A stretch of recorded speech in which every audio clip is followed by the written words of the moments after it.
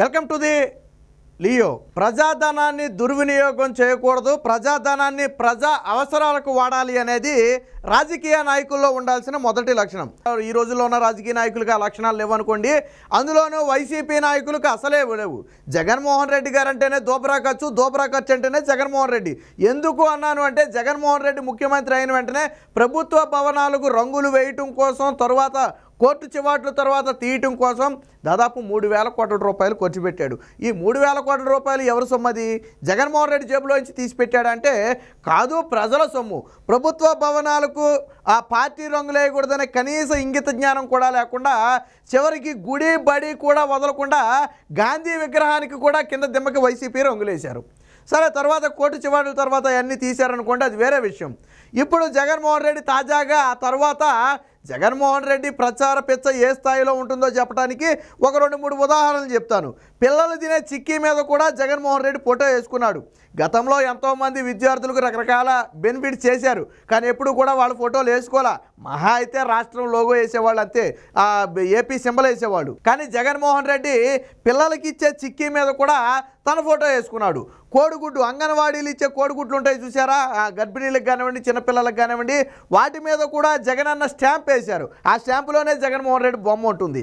అలాగే సర్వే రాళ్ళు మనం పొలాల్లో పోతుంటాం, ఎప్పుడు చూసుంటాం చరిత్రలో. అలాంటి సర్వే రాళ్ళ మీద కూడా జగన్మోహన్ రెడ్డి బొమ్మ చెక్కించుకున్నాడు. చివరికి డెత్ సర్టిఫికేట్, బర్త్ సర్టిఫికేట్ మీద కూడా జగన్మోహన్ రెడ్డి ఫోటో ఉంటుంది. ఆ పార్టీ కలర్స్ ఉంటాయి, అవి జీవితాంతం ఉండే సర్టిఫికేట్లు. చివరికి రోగులకు ఇచ్చే చీటీ మీద కూడా జగన్మోహన్ రెడ్డి బొమ్మ ఉంటుంది. ఇది జగన్మోహన్ రెడ్డి ప్రచార పిచ్చకు ఒక సింపుల్గా చెప్పినటువంటి ఉదాహరణ. ఇలాంటివి చెప్పుకోవాలంటే కోకోలలో ఉన్నాయనుకోండి, కాకపోతే సింపుల్గా ఏంటంటే ఇది ఒక ఉదాహరణ. అయితే జగన్మోహన్ రెడ్డి తాజాగా మరొక్కసారి దాదాపు ఒక 40 కోట్ల రూపాయల ప్రజల సొమ్ముకైతే ఎగనామం పెట్టాడు. ఏంటయ్యా అంటే, బస్సులు కొనుక్కున్నాడు. జగన్మోహన్ రెడ్డికి బస్సు ఎందుకని మీకు అనుమానం రావచ్చు. బస్సు అనేది జగన్మోహన్ రెడ్డి తిరగటానికి కాదు, ఎన్నికల ప్రచారంలో వాడుకోవటానికి. ఏపీఎస్ఆర్టీసీ నుంచి తీసుకున్నామని చెప్తున్నారు, కానీ ఏపీఎస్ఆర్టీసీ బుల్లెట్ ప్రూఫ్ బస్సులు కొని ఎవరిని తిప్పుద్ది అందులో? ఇప్పుడు ప్రయాణికులు తిప్పే బస్సులు కొన్నారు, కొన్ని ఎక్స్ప్రెస్లు, సూపర్ లగ్జరీలు కొన్నారు, డిలాక్స్లు కొన్నారంటే ఒక అర్థం ఉంది. కానీ బుల్లెట్ ప్రూఫ్లతో ఒక్కొక్క బస్సు 13 కోట్లు, 14 కోట్లు, 15 కోట్లు పెట్టుకొని రేపు ఏం చేస్తుంది ఆ బస్సులు? ఏపీఎస్సీ ఎవరిని తిప్పుద్ది అందులో? ప్రయాణికులు తిప్పుద్ది అందులో? తిప్పదు కదా. అంటే విమర్శలు రాకుండా తప్పించుకునే ప్రయత్నం. సో మనకి ఇక్కడ కనపడుతుంది చూడండి, జగన్మోహన్ రెడ్డి గారి బస్సు. ఇది గతంలో ప్రచారానికి వాడుకున్నటువంటి బస్సు. మొత్తంగా జగన్మోహన్ రెడ్డి గారు 5 బస్సులు కొన్నారు. ఎందుకు? ఆల్రెడీ సిద్ధం సభలు అటర్ ఫ్లాప్ కదా, కాబట్టి మేమంతా సిద్ధం పేరుతో ఈసారి బస్సు యాత్ర ప్రారంభించారు. మీకు ఇక్కడ సింపుల్ లాజిక్ చెప్తా చూడండి.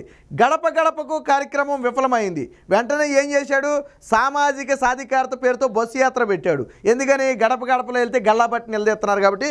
బస్సు యాత్ర అయితే ఆ ఇబ్బంది ఏమి ఉండదు, వీళ్ళు బస్సు మీద వెళ్ళిపోతుంటారు కాబట్టి బస్సు యాత్ర పెట్టాడు. సరే, అది కూడా ఫెయిల్ అయింది అనుకోండి, పక్కన పెడదాం. ఇప్పుడు సిద్ధం సభలు పెట్టాడు. దానికా జనం రాక గ్రీన్ మ్యాట్లు వేసి కవర్ చేసి అబాసు పాలయ్యాడు. అందుకని మళ్ళీ ఏం చేశాడు? ఈ సభలకైతే జనం ఎలాగా రారు, కానీ నేను కూడా బస్సు యాత్ర చేస్తానని చెప్పి మేమంతా సిద్ధం పేరుతో మళ్ళీ బస్సు యాత్ర ప్రారంభించాడు. అంటే జగన్మోహన్ రెడ్డి ఒక కార్యక్రమం విఫలమైతే దానికి సిమిలర్గా మరొక కార్యక్రమాన్ని స్టార్ట్ చేసే ప్రయత్నం చేస్తున్నాడు. ఇప్పుడు ఈ మేమంతా సిద్ధం కోసమే జగన్మోహన్ రెడ్డి 5 బస్సులు కొనుగోలు చేశాడట. మరి 5 బస్సుల్లో ఎవరు తిరుగుతారో నాకైతే తెలియదు, కానీ సరే, ఒక బస్సు అయితే జగన్మోహన్ రెడ్డి కోసం చేయించుకున్నాడు. సరే, ముఖ్యమంత్రి కాబట్టి ఒక ప్రయాణానికి వాడుకున్నాడు అనుకుందాం. ఎందుకంటే ఆ బస్సు ప్రభుత్వ ఆధీనంలో ఉంటుంది, రేపు వచ్చిన వాళ్ళు కూడా వాడుకుంటారు అని అనుకుందాం కాసేపు. మరి 5 బస్సులు ఎందుకు? ఎవరు తిరుగుతారు 5 బస్సుల్లో?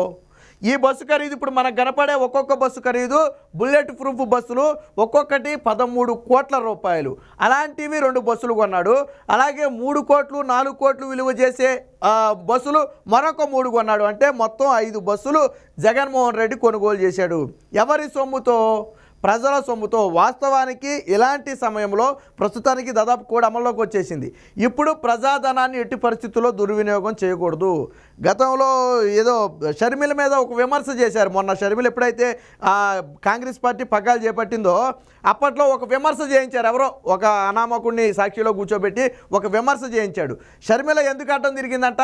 జగన్మోహన్ రెడ్డి దగ్గరికి వెళ్ళిపోయి వాళ్ళకేదో లాభం చేకూర్చాలని అడిగితే జగన్మోహన్ రెడ్డి కావాలంటే టీ దాగి భోంచేసి వెళ్ళు తప్ప ప్రజల ధనాన్ని నేను రూపా కూడా వృధా చేయను, కాబట్టి మీకు ఎటువంటి నేను లబ్ధి చేయలేనని చెప్తే షర్మిల కోపంతో వెళ్ళిపోయిందంట.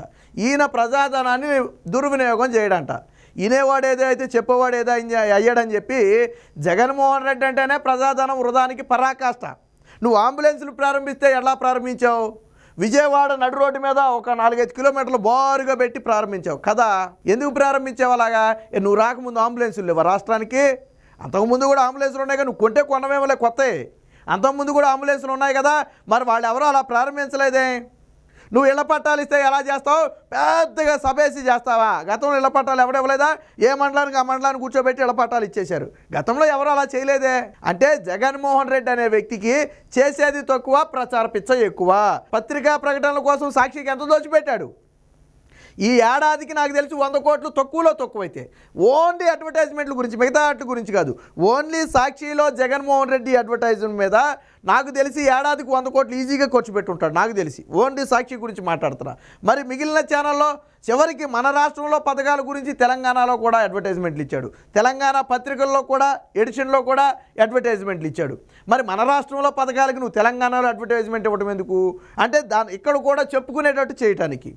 ఇక్కడ కూడా ఎంతో కొంత ఆంధ్ర ప్రజలు ఉంటారు కాబట్టి వాళ్ళని కూడా గొర్రెలను చేయడానికి. సో జగన్మోహన్ రెడ్డి దోబరా అనేది ఏ విధంగా ఉంటుందంటే ఈ విధంగా ఉంటుంది. ఈయన కొన్న బస్సులు కూడా ఉన్నాయి, ఒకసారి చూద్దాం. సో ఇదిగా ఇయే జగన్మోహన్ రెడ్డి గారి ప్రచారం కోసం వాడబోయే బస్సులు ఇవి. ఆల్రెడీ గతంలో ఇప్పుడు కొన్న 5 బస్సులు కాకుండా ఆల్రెడీ ఇప్పటికే ఒక 2 బస్సులో 3 బస్సులో జగన్మోహన్ రెడ్డి ఆల్రెడీ అధికారంలోకి వచ్చిన తర్వాత కొన్నాయి ఉన్నాయి. ఇవన్నీ ఏపీఎస్ఆర్టీసీ పరిధని చెప్తున్నారు కానీ వాస్తవానికి ఇవి ఏపీఎస్ఆర్టీసీకి వాడుకోవటం కుదరదు. ఏపీఎస్ఆర్టీసీ ఎందుకు వాడుతుంది? రేపొద్దున ప్రయాణికుల్లా తీసుకెళ్ళడానికి కుదరదు. బుల్లెట్ ప్రూఫ్ వాహనాల్లో ఏపీఎస్ఆర్టీసీలో ప్రయాణికులను అయితే తిప్పరు. ఒకవేళ రేపు ప్రభుత్వాలు మారిన తర్వాత మీరు అనుకున్నట్టుగా ఎవరైనా ముఖ్యమంత్రి వాడుకుంటారని అనుకున్నా దానికి ఒక వాహనం సరిపోతుంది. కానీ ఎందుకు 5 వాహనాలు ఆల్రెడీ ఇప్పుడు గతంలో ఒక 3 వాహనాలు మొత్తం 8 వాహనాలు? మరి ఈ డబ్బంతా ఎక్కడిది? ఎవరి సొమ్ము మొత్తానికి? మనం గతంలో చూడండి కేసీఆర్ ఏం చేశాడు? ఎలాగా నేను 3వ సారి కూడా నేనే ముఖ్యమంత్రి కదా అని చెప్పి కాన్వాయ్ కోసం ఒక డజన్ కార్లు కొనేసి విజయవాడలో దాచాడు. ఎందుకంటే ఎన్నికలకు ముందు ఆ కార్లు ఎక్కడ తీసుకొస్తే అక్కడ దోబరా ఖర్చు చేస్తున్నాడని కేసీఆర్ మీద నింద వస్తుందని, గెలిచిన తర్వాత తెచ్చుకోవచ్చని చెప్పి ఆల్రెడీ కొనేసి బుల్లెట్ ప్రూఫ్ పనులకు కూడా ఇచ్చేశారు అక్కడ. తర్వాత రేవంత్ రెడ్డి ముఖ్యమంత్రి అయిన తర్వాత బట్టబయలైంది ఆ విషయం. అలాగే ఇప్పుడు కూడా జగన్మోహన్ రెడ్డి ఏం చేస్తున్నాడంటే సాప కింద నీరులాగా తర్వాత నేనే గెలుస్తాను అనుకుంటున్నాడో లేదా నేను ఉన్నప్పుడే మొత్తం అనుభవించాలనుకుంటున్నాడో తెలియదు. కానీ ఈరోజు బస్సుల పేరుతో దోబరా ఖర్చునైతే చేస్తున్నాడు. ఒక రకంగా నాకు తెలిసి ఇప్పుడు కన్నా ప్రజాధనాన్ని ఈ రకంగా ఉపయోగించడం. ఇక్కడ జగన్మోహన్ రెడ్డి చేసేది ప్రభుత్వ కార్యక్రమాలు కాదు, గుర్తుపెట్టుకోవాలి. ఇది పార్టీ కార్యక్రమం. జగన్మోహన్ రెడ్డి మేమంతా సిద్ధం అనేది స్వచ్ఛందంగా పూర్తిగా ఒక పార్టీకి చెందిన విషయం, వైసీపీ పార్టీకి చెందిన విషయం. దీనికి నిధులు నీ పార్టీ నుంచి నువ్వు ఖర్చు పెట్టాలా. లేదు ఇది ఒక ప్రభుత్వ కార్యక్రమం అనుకో, నువ్వు ఏదైనా ఒక పథకాన్ని ప్రారంభిస్తున్నావు అనుకో, అప్పుడు నువ్వు ప్రభుత్వ నిధులు వాడు, తప్పులేదు. కానీ ఇది వైసీపీకి ప్రచారం చేయడం అనేది నీ వ్యక్తిగత కార్యక్రమం. నువ్వు ముఖ్యమంత్రి అనేది ప్రభుత్వానికి, కానీ ఒక పార్టీ అధ్యక్షుడు అనేది నీ పార్టీకి. నువ్వు ఏ హోదాలో ఈరోజు ప్రచారం చేస్తున్నావు? ఒక పార్టీ అధ్యక్షుడి హోదాలో నీ పార్టీకి ఓటేయమని నువ్వు ప్రచారం చేస్తున్నావు కదా. మరి అప్పుడు నువ్వు ప్రభుత్వ సొమ్మును నువ్వెలా వాడతావు? నువ్వు ప్రభుత్వ సొమ్మును నువ్వెలా ఆడతావు? వాస్తవానికి జగన్మోహన్ రెడ్డి వచ్చిన తర్వాత ఏంటంటే ప్రభుత్వానికి పార్టీకి మధ్య ఒక లైన్ ఉంటుంది. ఎప్పుడైనా సరే ప్రభుత్వానికి పార్టీకి మధ్య ఒక లైన్ ఉంటుంది. ఏ రాజకీయ నేత అయినా సరే దాన్ని పాటించాలా. ప్రభుత్వ అధినేతగా ఉన్నప్పుడు ప్రభుత్వ అధినేతగా ఉండాలా, పార్టీ అధ్యక్షుడిగా ఉన్నప్పుడు పార్టీ అధ్యక్షుడిగా ఉండాలా. రెండింటికి డిఫరెన్స్ అనేది ఉంటుంది. కానీ జగన్మోహన్ రెడ్డి వచ్చిన తర్వాత ఈ లైన్ చెరిపేశాడు. ఎందుకు చెరిపేశాడు అంటే ఒక ప్రభుత్వ పథకం పేరు పెట్టి ఒక కార్యక్రమం పెట్టడం, అక్కడ రాజకీయాలు మాట్లాడటం. ఇప్పుడు విద్యా దీవెన విద్యా కానుకనో ఒక సభ పెడతాడు. ఆ సభలో ఏం చెప్పాలా?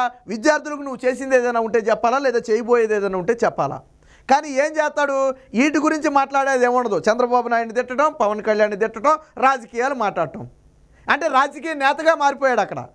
సో ప్రభుత్వానికి పార్టీకి మధ్య ఉన్న లైన్ని జగన్మోహన్ రెడ్డి చెరిపేశాడు. ఇక్కడ కూడా అదే జరుగుతుంది. వాస్తవానికి బస్సులు అనేవి నీ పార్టీ కార్యక్రమానికి ఉపయోగించుకునే బస్సులు, అంటే నీ పార్టీ సొమ్ముతో కొనాల్సిన బస్సులు. కానీ నువ్వు ప్రభుత్వ సొమ్ముతో కొన్నావు.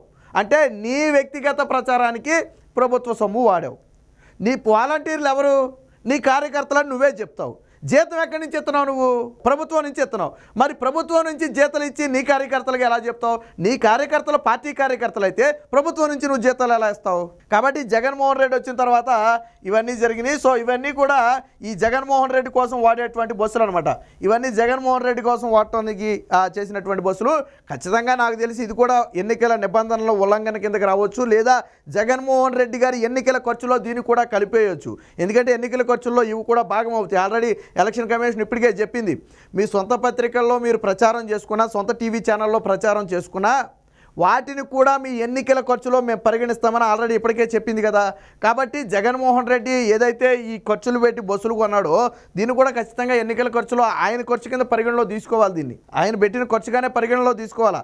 అదే సమయంలో మరి తన వ్యక్తిగత ప్రచారానికి ప్రభుత్వ నిధులు వాడటం ఎంతవరకు కరెక్టో ఎలక్షన్ కమిషన్ దీని మీద కూడా దృష్టి పెట్టాలి. ప్రతిపక్షాలు కూడా ఇప్పటికే ఈ బస్సులు కొనుగోలు మీద తీవ్ర స్థాయిలో అయితే అభ్యంతరం వ్యక్తం చేస్తున్నాయి. మొత్తంగా జగన్మోహన్ రెడ్డి అనే వ్యక్తి తన వ్యక్తిగత స్వలాభం కోసం కూడా ఈరోజు ప్రజల సొమ్మును ఖర్చు చేస్తూ ఈ రకంగా బస్సుల పేరుతో తీసుకున్నాడు. జగన్మోహన్ రెడ్డి మహా అయితే ఈ బస్సు యాత్ర 2 రోజులు చేస్తాడు, మహా అయితే 10 రోజులు చేస్తాడు, 20 రోజులు చేస్తాడు, 30 రోజులు చేస్తాడు. ఎన్నికలే గట్టిగా 50 రోజులు కదా ఉంది, అంతకు మించి అయితే చేయడు. అంటే ఒక 20 రోజులు 30 రోజుల యాత్ర కోసం ఈరోజు ఇన్ని కోట్ల రూపాయలు పెట్టి బస్సులు కొంటే ఎవరి ధనం వృధా అయింది? ఆల్రెడీ ఏపీఎస్ఆర్టీసీ ఇప్పటికే నష్టాల్లో నడిచే పరిస్థితి. ఆల్రెడీ విలీనం చేసామని చెప్పి పాపం వాళ్ళ జీవితాలను నాశనం చేసిన పరిస్థితి. ఇప్పుడు ఉన్న నిధులు కూడా జగన్మోహన్ రెడ్డి ఈ రకంగా దోబరా చేస్తున్నాడు అంటే ఖచ్చితంగా దీని మీద పూర్తి స్థాయి విచారణ చేయాలి. ఖచ్చితంగా ఈ మొత్తాన్ని కూడా జగన్మోహన్ రెడ్డి ఎన్నికల ఖర్చులో భాగంగా పరిగణించాలి.